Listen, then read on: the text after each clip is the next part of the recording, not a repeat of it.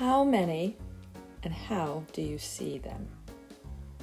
Take a second to think about it, and then we're going to discuss it. Some students might say, I see 3 on the top row, and I see 3 on the bottom row.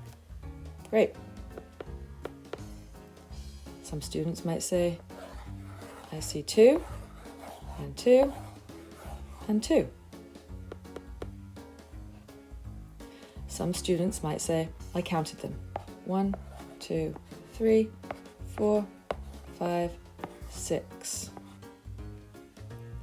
Now another possibility for that is some students might say, well, I counted them as well, but I counted them down the columns. 1, 2, 3, 4, 5, 6. Accept those as different responses. Let me know what other ways your students came up with in the comments below.